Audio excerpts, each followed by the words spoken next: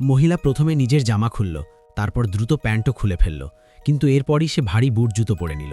একটা গভীর শ্বাস নিয়ে সে ধীরে ধীরে ঠান্ডার হ্রদের পানিতে ঢুকে পড়ল। কিন্তু একটু গভীরে নামতেই হাড় কাঁপানো ঠান্ডা তাকে ভয় পাইয়ে দিল।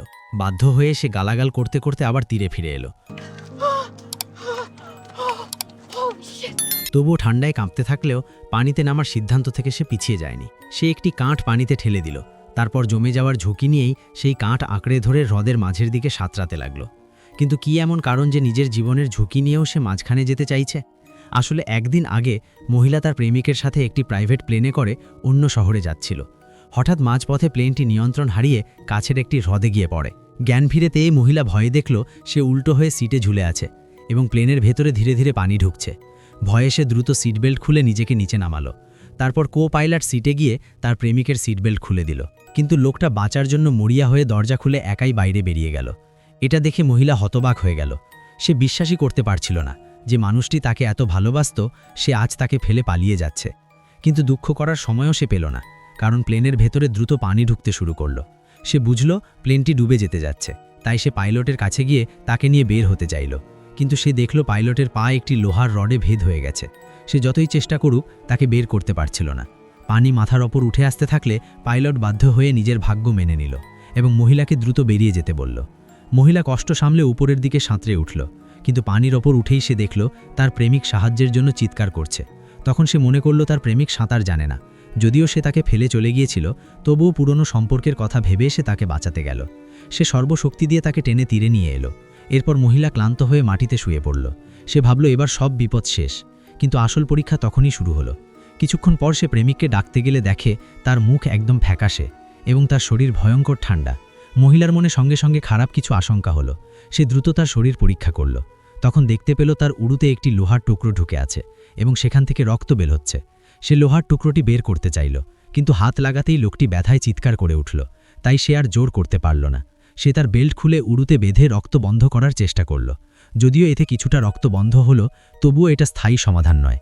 যদি দ্রুত চিকিৎসা না পায় সে রক্তক্ষরণে মারা যাবে। মহিলা এক মুহূর্তও দেরি করল না। সে দ্রুত ফোন বের করে জরুরি নম্বরে কল দিল, কিন্তু সেখানে কোনো নেটওয়ার্ক ছিল না। ফোন করা সম্ভব হচ্ছিল না। সে তাড়াতাড়ি তার প্রেমিকের ফোনও চেষ্টা করল, কিন্তু একই সমস্যা দেখা গেল।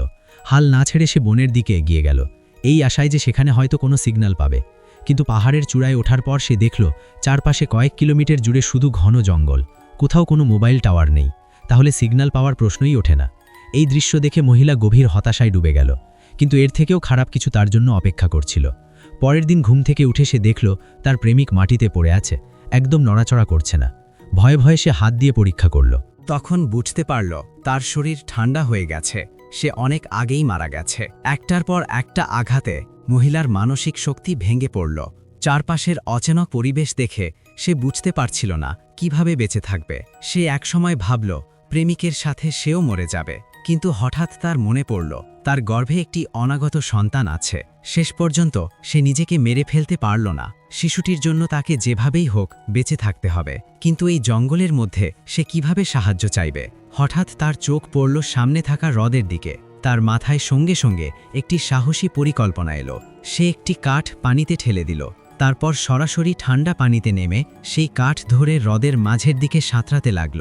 দিক ঠিক করে নিয়ে সে গভীর শ্বাস নিল এবং পানির নিচে ডুব দিল। ধীরে ধীরে নিচে নামতেই সে দেখতে পেল একটি ডুবে যাওয়া বিমান। সে দ্রুত বিমানের ভেতরে ঢুকে স্যাটেলাইট ফোন খুঁজতে লাগল। সে চেয়েছিল সেটি নিয়ে সাহায্যের জন্য কল করবে, কিন্তু স্ক্রুগুলো এত শক্ত করে লাগানো ছিল যে খুলতে পারল না। সে সর্বশক্তি দিয়ে চেষ্টা করেও ব্যর্থ হলো। এদিকে তার শ্বাস ধরে রাখার সময় শেষ হয়ে আসছিল, তাই সে বাধ্য হয়ে দুটি ব্যাগ নিয়ে দ্রুত বেরিয়ে এলো।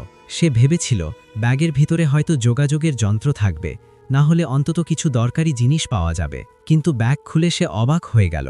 ভিতরে পুরোপুরি ভর্তি ছিল শুধু টাকা। আগে হলে সে আনন্দে চিৎকার করত, কিন্তু এখন এই জঙ্গলে এই টাকা তার কাছে একেবারেই মূল্যহীন। কিছুক্ষণ ভাবার পর সে সিদ্ধান্ত নিল এই জিনিসকেই কাজে লাগাতে হবে। সে একটি চশমা দিয়ে রোদকে কেন্দ্রীভূত করল।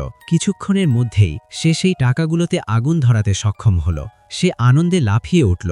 আগুন থাকলে সে শুধু গরমই থাকতে পারবে না, রাতে বন্য প্রাণীদের থেকেও নিজেকে রক্ষা করতে পারবে। কিন্তু বাঁচতে গেলে শুধু আগুনই যথেষ্ট নয়, তাকে পানির সমস্যাও সমাধান করতে হবে।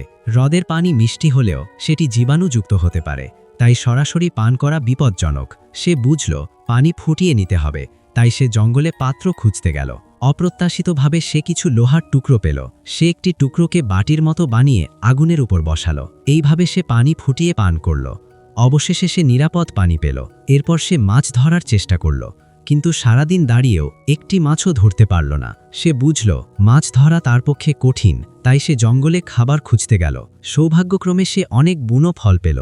সে খুশিতে সেগুলো সংগ্রহ করল। তারপর রং অনুযায়ী ফলগুলো আলাদা করল। সে জানত উজ্জ্বল রঙের ফল বেশি বিষাক্ত হতে পারে। সে প্রথমে একটি কালো ফল খেল। এর স্বাদ এত তেতো ছিল যে সে সঙ্গে সঙ্গে ফেলে দিল। তারপর সে একটি লাল ফল খেল। এই ফলটি আশ্চর্যজনকভাবে মিষ্টি ছিল। সে দ্রুত বাকি ফলগুলোও খেয়ে ফেলল। পেট ভরে খাওয়ার পর সে কিছুটা স্বস্তি পেল, কিন্তু রাত আসতেই তার শরীরে সমস্যা দেখা দিল। বমির লক্ষণ দেখে বোঝা গেল লাল রঙের বুনো ফলও খাওয়ার উপযোগী নয়। এখন শুধু শেষ একটি ধরনের ফল বাকি আছে। যদিও মহিলা ভয় পাচ্ছিল, তবুও পেটে থাকা সন্তানের জন্য তাকে আবার চেষ্টা করতেই হবে। সে ধীরে ধীরে দুটি নীল রঙের বুনো ফল তুলে নিল, চোখ বন্ধ করে একেবারে খেয়ে ফেলল। তারপর সে ভয়ে ভয়ে পেট চেপে ধরে প্রার্থনা করতে লাগল যেন এই ফলগুলো বিষাক্ত না হয়, না হলে সে না খেয়ে মারা যাবে। সৌভাগ্যবশত এবার তার কোনো খারাপ প্রতিক্রিয়া হলো না। সে বুঝতে পারল আগামী কয়েকদিন তাকে এই ফলের উপরই নির্ভর করতে হবে, তাই আগে থেকেই এগুলো সংগ্রহ করে রাখতে হবে। সে দ্রুত ব্যাগ নিয়ে জঙ্গলে ঢুকে সব নীল ফল সংগ্রহ করতে লাগল। যদিও আপাতত তার বেঁচে থাকার ব্যবস্থা হয়েছে, তবুও সে জানত বিপদ এখনও কাটেনি। এই জায়গায় থাকলে কেউ তার সাহায্যে আসবে না।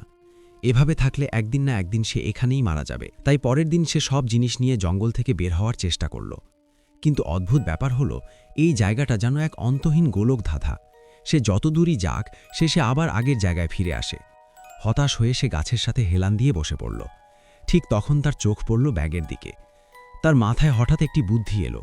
সে ব্যাগ থেকে দামি ল্যাপটপ বের করে মাটিতে ফেলে দিল। তারপর আরও কিছু জিনিস আবর্জনার মতো ছুঁড়ে ফেলতে লাগল। আপনি হয়তো ভাবছেন তার কাছে অনেক জিনিস আছে বলে সে এগুলো নষ্ট করছে। আসলে তা নয়, সে জঙ্গলে পথ হারিয়ে ফেলেছে, তাই এসব জিনিস দিয়ে চিহ্ন তৈরি করছে। কিন্তু সারাদিন হাঁটার পরও সে দেখল সে একই জায়গায় ঘুরছে। তখন সে বুঝল জঙ্গল থেকে বের হতে হলে দিক নির্ধারণ করার উপায় দরকার। সে দ্রুত আগের ক্যাম্পে ফিরে গেল। ব্যাগ থেকে একটি স্টিলের সুচ বের করল। তারপর ঘড়ির চুম্বক দিয়ে সেটাকে চুম্বকিত করল। এরপর সেই সুচটি ইয়ারফোনের মধ্যে বসালো। এভাবেই সে একটি সহজ কম্পাস বানিয়ে ফেলল। সে ভীষণ খুশি হল, ভাবল এবার সে জঙ্গল থেকে বের হতে পারবে। কিন্তু সে জানত না সামনে আরও বড় বিপদ অপেক্ষা করছে। হঠাৎ সে পেছন থেকে অদ্ভুত শব্দ শুনতে পেল। ভয়ে সে দৌড়াতে শুরু করল। দৌড়াতে গিয়ে হঠাৎ তার পা ফসকে গেল। সে গভীর এক গর্তে পড়ে গেল। কতক্ষণ পরে জ্ঞান ফিরল জানা নেই। জ্ঞান ফেরার পর সে ভয়ে দেখল তার শরীরের নিচের অংশ একটি বড় পাথরের নিচে আটকে আছে। সে উঠে বসার চেষ্টা করতেই মাথার পেছনে তীব্র ব্যথা অনুভব করল। হাত দিয়ে ছুঁয়ে দেখল মাথা ফেটে গেছে এবং রক্ত বেরোচ্ছে।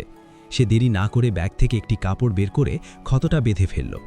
এতে সে আপাতত প্রাণে বেঁচে গেল, কিন্তু এত বড় পাথর সরানোর কোনো উপায় তার ছিল না।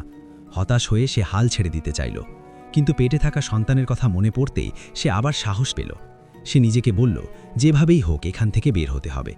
সে পাশে থাকা একটি ছোট পাথর তুলে নিল। সব শক্তি দিয়ে বড় পাথরটাকে ভাঙতে শুরু করল। কতক্ষণ ধরে সে আঘাত করেছে সে নিজেও জানে না। তার হাত অবশ হয়ে আসছিল, তবুও মায়ের ভালোবাসা তাকে থামতে দেয়নি। সে থেমে না থেকে আঘাত করতেই থাকল। সে ভেবেছিল এটা অসম্ভব কাজ, কিন্তু হঠাৎ সে পাথরের নিচে একটি ফাঁক তৈরি করতে সক্ষম হলো। এটা দেখে সে সময় নষ্ট না করে সর্বশক্তি দিয়ে বের হওয়ার চেষ্টা করল। সে কোনোভাবে নিজের 2 পা বের করে আনল। তারপর মাটিতে শুয়ে হাঁপাতে লাগল। মনে মনে ভাবল এবার হয়তো সে বিপদ থেকে বেঁচে গেছে। কিন্তু বিষয়টা এত সহজ ছিল না। যখন সে গুহা থেকে বের হওয়ার চেষ্টা করল, তখন দেখল গুহার মুখ তার থেকে প্রায় 10 মিটার উঁচুতে। চারপাশে শুধু পিচ্ছিল পাথরের দেয়াল। একজন সুস্থ মানুষের পক্ষেও এখান থেকে বের হওয়া কঠিন। আর তার তো 2 পাই মারাত্মক আঘাত। এবার সে পুরোপুরি ভেঙে পড়ল। সে শুধু পেটের সন্তানের ছবির দিকে তাকিয়ে হাউমাউ করে কাঁদতে লাগল। সে ভাবতেই পারেনি এত চেষ্টা করেও শেষ পর্যন্ত এভাবে আটকে পড়তে হবে। রাগ ও হতাশায় সে হাতে থাকা পাথরটি দেয়ালে জোরে ছুঁড়ে মারল। কিন্তু আশ্চর্যের বিষয়, এই আঘাতেই সে একটি লুকানো বের হওয়ার পথ খুঁজে পেল। সে আর দেরি না করে দ্রুত সেই পথ ধরে বের হতে লাগল। অবশেষে সে নিরাপদে গুহা থেকে বের হতে পারল। তারপর একটি লাঠি নিয়ে খুঁড়িয়ে খুঁড়িয়ে জঙ্গলের বাইরে যাওয়ার চেষ্টা করতে লাগল। পরবর্তী কয়েকদিন সে ক্লান্ত হলে সেখানেই বিশ্রাম নিত। আর ক্ষুধা লাগলে রাস্তার পাশের বুনো ফল খেয়ে বেঁচে থাকত। কতদিন হাঁটল সে নিজেও জানে না। অবশেষে সে জঙ্গল থেকে বের হতে সক্ষম হল। সে ভাবল এবার সে বেঁচে গেছে। কিন্তু সামনে অপেক্ষা করছিল আরেকটি বিপদ। তার সামনে ছিল একটি প্রবল স্রোতের নদী। সে হতাশ হয়ে মাটিতে বসে পড়ল। কিভাবে এই বাধা পার হবে বুঝতে পারছিল না। হঠাৎ তার মাথায় একটি বুদ্ধি এলো। সে ভাবল নদীর স্রোতের সাথে ভেসে গেলে হয়তো দ্রুত কোথাও পৌঁছানো যাবে। তাই সে একটি কাঠ পানিতে ঠেলে দিল। তারপর সেটিকে জড়িয়ে ধরে নদীর মাঝখানে চলে গেল। নদীর স্রোতের সাথে ভেসে যেতে লাগল। কিন্তু একটি বাঘ ঘুরতে গিয়ে সে কাঠটি হারিয়ে ফেলল। এখন সে শুধু মাথা পানির উপরে রাখার চেষ্টা করতে লাগল, যাতে ডুবে না যায়। যখন সে প্রায় হাল ছেড়ে দিচ্ছিল, ঠিক তখনই দুইজন দয়ালু অভিযাত্রী তাকে দেখতে পায়। তারা দ্রুত তাকে উদ্ধার করে। এভাবেই সে আবার মৃত্যুর মুখ থেকে ফিরে আসে। 6 মাস পরে সে তার বাবার সাথে হাসপাতালে যায়। সেখানে সে একটি সুস্থ শিশুর জন্ম দেয়। সে শিশুটির দিকে তাকিয়ে আবেগে কেঁদে ফেলে, কারণ এই সন্তানকে বাঁচানোর জন্যই সে এত কষ্ট সহ্য করেছে। আর সে মনে মনে সিদ্ধান্ত নেয় ভবিষ্যতে কখনোই সে তার সন্তানকে কোনো ক্ষতি হতে দেবে না।